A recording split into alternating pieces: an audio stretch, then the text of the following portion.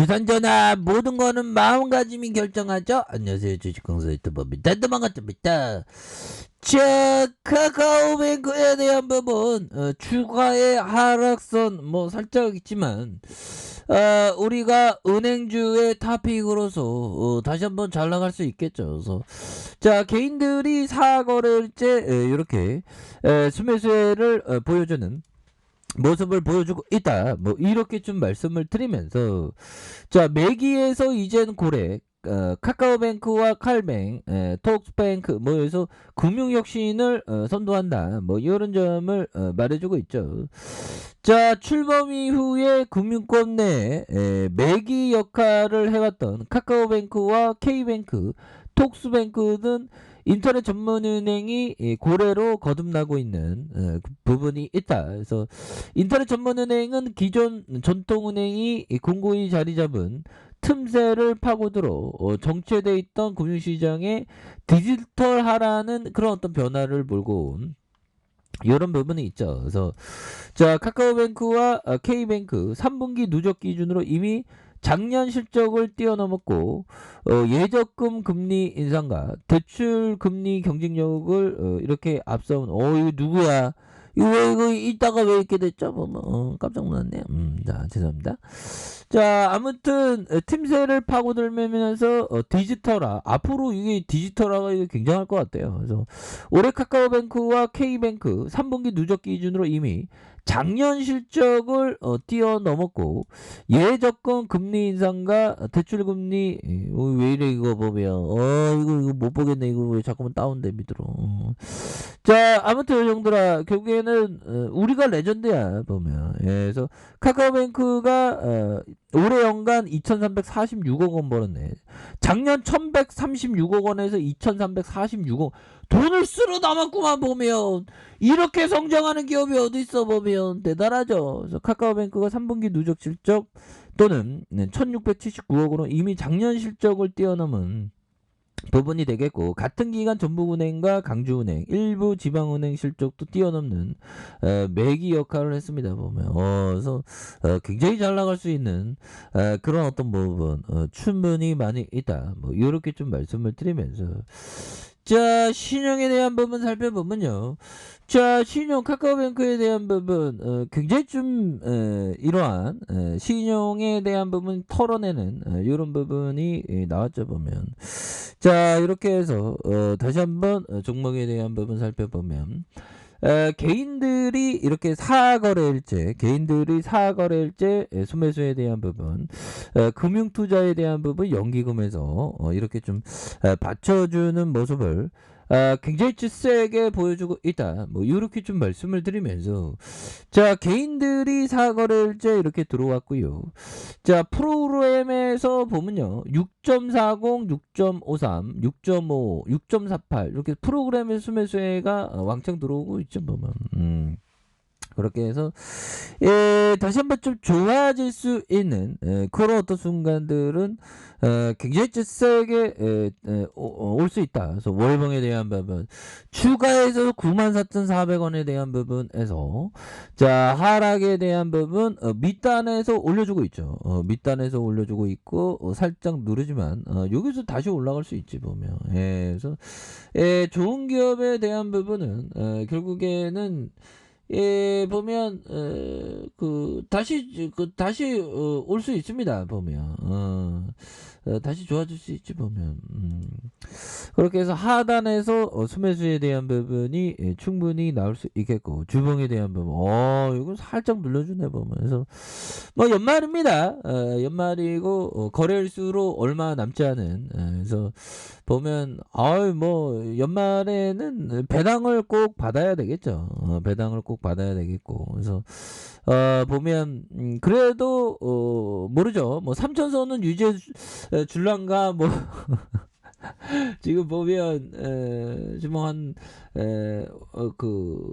증시가 12월 31일은 휴장이고 30일에 마지막 크로즈 밴을 딱 누르는, 그렇게 해서 한 5거래일 남았는데 웬만하면 좀 배당을 좀 받는 것도 굉장히 좀 중요한 요런 어떤 부분이 필요한 측면이 분명히 있죠 보면. 그렇게 해서 보면 우리가 결국 그 좋은 기업은 성장한다는 그런 어떤 믿음을 항상 가져야 되겠죠 보면.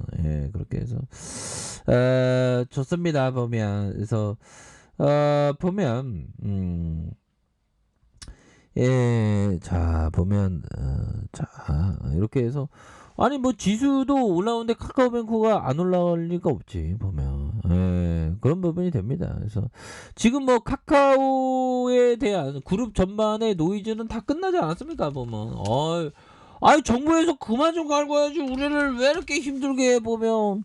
우리 같은 서민이 좀 먹고 살려면 좀 주가 좀 올라와야지 기분이 좋지. 우리를 어떻게 이렇게 힘들게 했어 보면. 그래서 올해 그 네이버 카카오 철퇴를 가고 그래 보면 우리가 뭐 그렇게 잘못했다고 보면. 그래서 금융사의 광고 비용 정감할라. 이거 뭐지 또. 자 보면요. 금융당국이 네이버 카카오 등 빅테크 그룹에 대한 감독의 칼을 빼는 배경에는 빅테크가 무분별한 계열 확장을 통해 성장하면서 사실상 그룹으로서 위험성이 커지고 있다는 판단.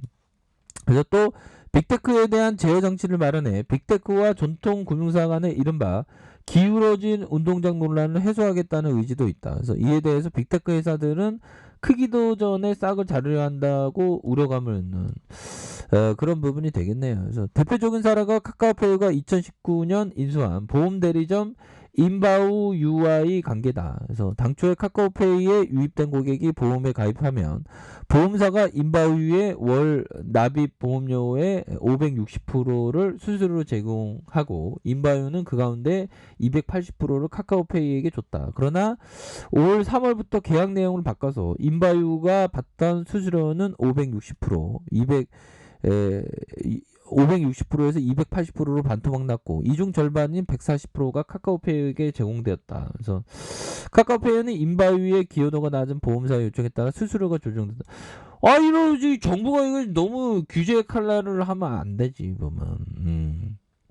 그런 부분이 됩니다. 그래서 근데 이러한 어떤 정부가 이렇게 아무리 막아도 우리가 뭐 옛날에 쌈팔년대가 아니잖아. 쌈팔년대 뭐 정부에게 막 찍히면 막 그냥 옛날에 그 고무신 팔던 회사가 국제 뭐 모시기 회사가 막 무너지고 그랬는데 뭐 이런 쌈팔년도가 아니기 때문에 이렇게 조금 뭐 정부가 좀 그래도 다시 이렇게 좋아지는 그런 어떤 순간들은 이렇게 온다. 뭐 이렇게 좀 말씀을 드려보도록 하겠습니다. 보면 그렇게 해서 자 추가에 있어서 자 볼까요? 카카오뱅크에 대한 부분. 자 보면 옛날에 94,400원까지 이렇게 갔어 굉장히 좋았죠 보면. 그러다가 눌림의 시간이 많았고요. 그렇게 해서 눌려주다가 양선에 대한 부분 이런 부분에서 다시 이런 어떤 가격선에서 거래량이 터져주면서 주가 슈팅이 큼직하게 나와주는 이런 부분 기다리고 있죠 보면. 결국에는 좋은 기업을 함께하는 게 중요합니다. 그래서 굉장히 좋은 기업 아닙니까 카카오뱅크가 보면. 그렇게 해서 아니 이런 좋은 기업이 왜 잘 나가야 되는데 이렇게까지 눌려줄 그런 부분은 이해할 수 없죠 보면. 그렇게 해서 자 프로그램에서 30.77이 되는 이런 부분이 되겠고요.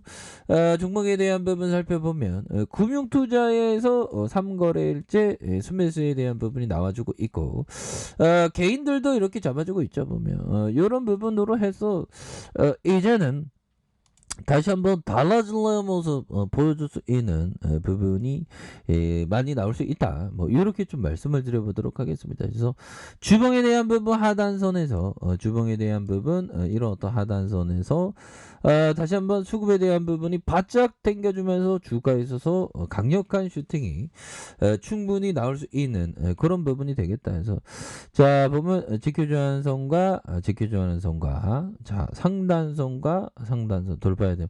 다시 돌파할 수 있습니다. 요 정도 눌려줬으면 다시 한번 순매수가 시세가 확 들어올 수 있는 그런 부분 되지 않겠어요, 보면.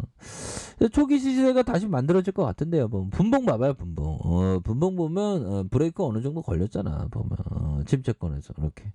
이런 부분에서 다시 한번 이평선에 대한 부분이 굉장히 좀 앞으로 뚫고 나갈 수 있는 그런 어떤 순간들은 반드시 온다. 뭐 이렇게 말씀드릴게요. 자, 아랫카페에서 좀 확인하시고요. 좋아요, 구독하기, 알람 설정까지 하셨던 모든 분들 감사합니다. 사랑합니다. 축하합니다. 네, 고맙습니다.